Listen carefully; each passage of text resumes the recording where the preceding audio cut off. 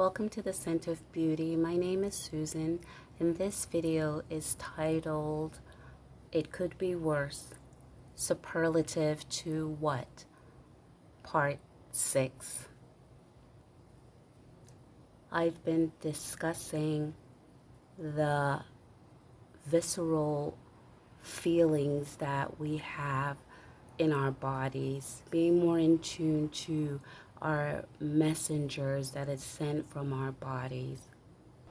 We've been taking a look at blanket statements. It could be worse. And in this context, it could be worse, superlative to bad, worst, worst. And the question is this statement a short solace of subsistence? Is it for maintaining and supporting ourselves in a more enduring way, or is it to cope, a way of hanging on? And while it makes sense to our belief system, our bodies doesn't necessarily jive with that thought pattern, that frame of reference. Visceral feelings are those that react under consciousness, not thought out, but are reacting impulsively. And so we needed an extreme version of a visceral being. And our star, the sun, is perfect.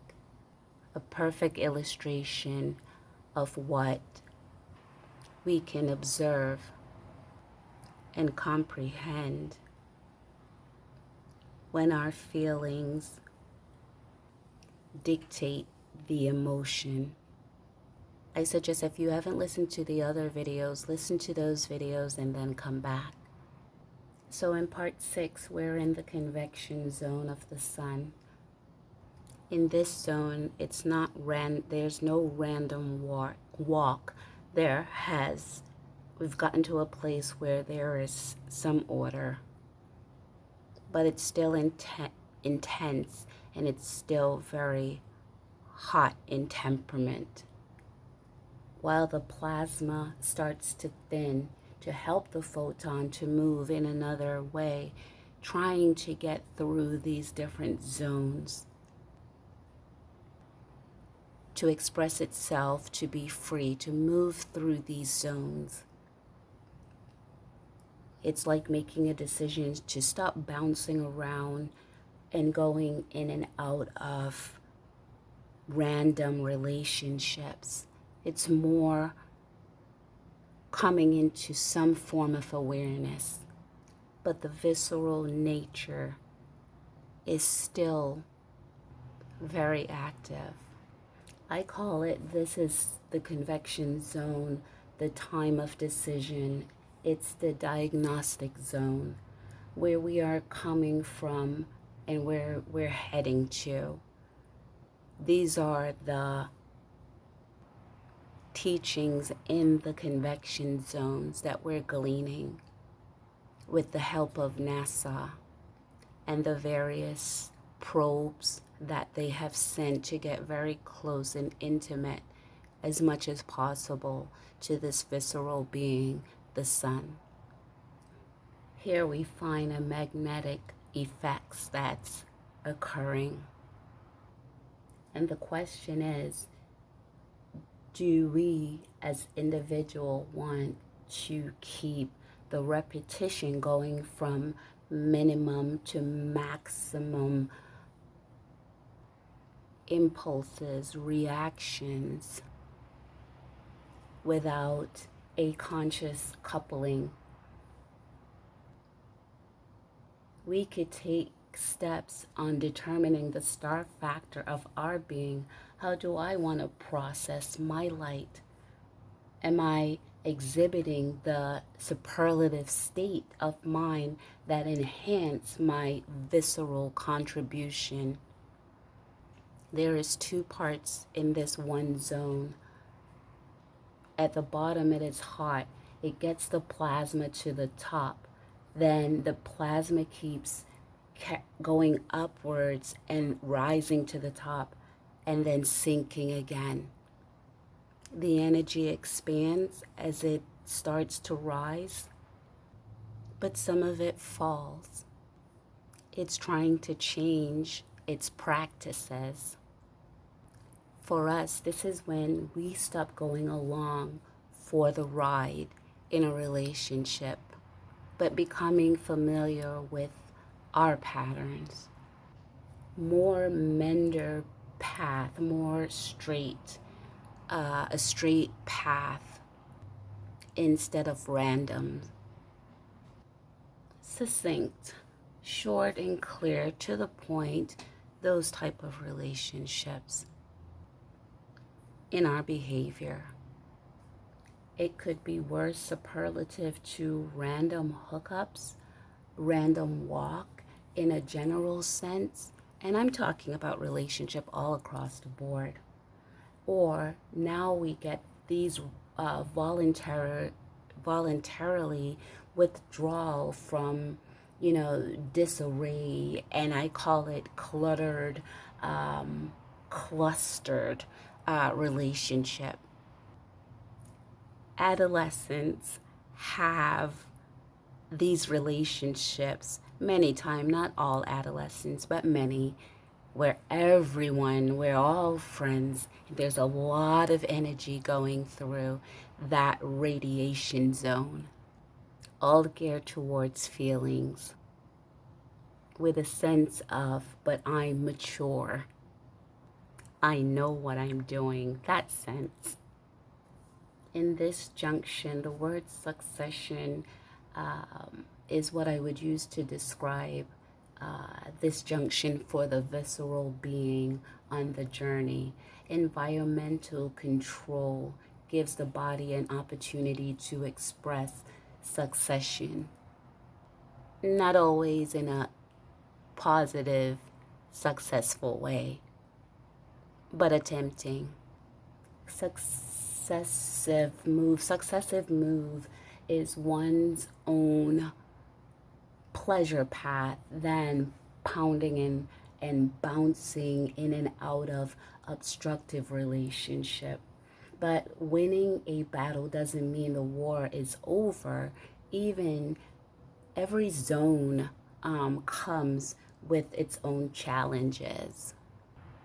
And what I've learned is, as I get older and adults are expected to come up quickly with a diagnostic.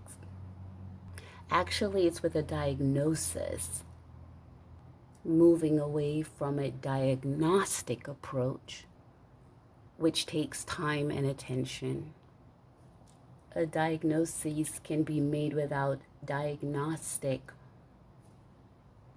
input, or vice versa. An infant, a child diagnostic, a child is a perfect example of what I'm trying to convey about visceral feelings. An infant can have a diagnostic reaction to an inanimate object, a stuffed bear, a stuffed animal, and come up with a diagnosis conclusion that is not accurate. Running and wailing from this stuffed animal, all the physical response active that is, or we would diagnose as fear, is literally happening. And we know that in this case, there's nothing to fear but fear itself.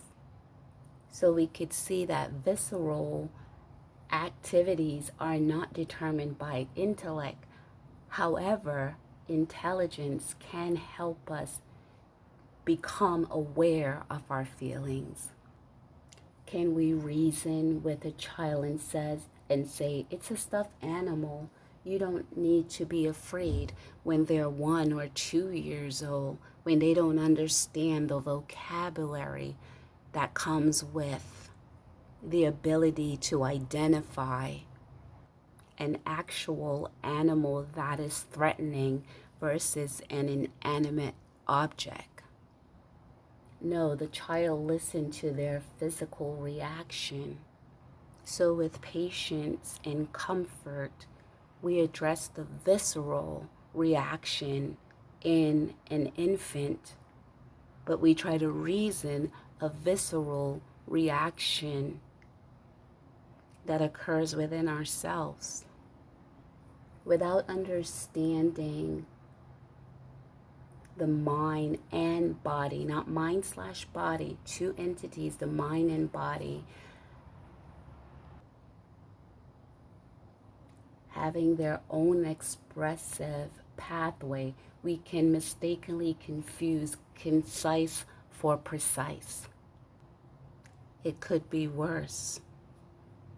Superlative to what? That's a precise statement. But what about the body? Is it consistent with that blanket statement? We were born as human beings completely reliant on the psyche of our body. Hunger response, abdominal pain, cue the baby cry. Tummy ache, there is a stiffening. These are diagnostic symptoms in character expressed by those that don't have the vocabulary to speak it verbally. And if a parent don't have the knowledge of the diagnostic reactions of their child, they take the child to a pediatric doctor who specializes in it, in the diagnostic approach, distinctive approach for a visceral being. Who knows the depth of a personal random walk, the tedious time travel you or I went through? With confidence, diagnosis remark, it could be worse, is not necessarily an accurate statement.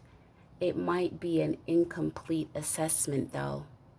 Here we learn about the magnetic poles within ourselves, how we vary, how we vary in our responses to the experiences we're having with ourselves and others. This is a beautiful place. Personal coils and loops and flares. We get to witness this. Magnetic energy release from our being. We call it automatic reaction, which is a neutral term. It can go either way. In this case, it creates a negative reaction because it is an eruption active region. Yeah, it's an active, eruptive, active region of bad and living within the worst state. What rises and falls within us? We learned this in the convection zone.